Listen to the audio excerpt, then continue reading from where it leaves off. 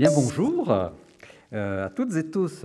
Alors, à distance, cette fois-ci, au regard des circonstances sanitaires qui ne nous permettent pas de vous accueillir ici dans l'auditorium de la FFA. Néanmoins, nous sommes bien en direct et nous vous remercions de nous avoir rejoints par ce canal distant. Alors c'est donc la dernière conférence d'une année qui aura été particulièrement dense en termes de production pour l'Observatoire et qui s'achève sur une double actualité qui nous motive aujourd'hui à nous retrouver.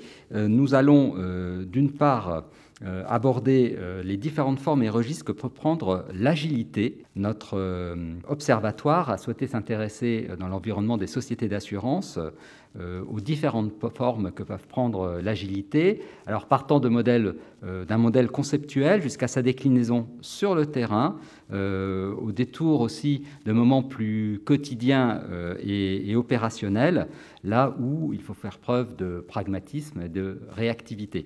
La période récente, d'ailleurs, n'en a pas manqué, nous le savons toutes et tous. Deux entreprises, en particulier, viendront cet après-midi témoigner de la façon dont un certain nombre de projets ou d'organisations se mettent en place chez eux. Le second temps pour cette conférence alors nous concerne plus directement, nous, observatoires, car nous sommes dans une année particulière parce qu'elle correspond aux 25 ans de l'Observatoire.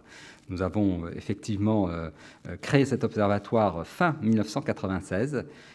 Il n'a eu de cesse, vous le savez, depuis, de produire aussi bien des rapports quantitatifs, on peut citer le REMA, que qualitatifs, à l'image de la thématique sur l'agilité que nous traiterons cet après-midi. Alors on reviendra donc sur ces 25 années, faire un bilan à date, mais aussi, parce que c'est la vocation de l'Observatoire, faire un exercice prospectif, on l'espère le plus décalé et le plus à l'image aussi de ce que nous sommes. Et je laisserai Norbert et ses équipes se prêter à l'exercice. Alors enfin, on aura le plaisir d'accueillir en clôture de cette conférence Alexis Meyer, le directeur des affaires sociales de la FFA, qui viendra clôturer l'après-midi en venant nous dire quelques mots. Je le remercie d'avoir pu être présent avec nous.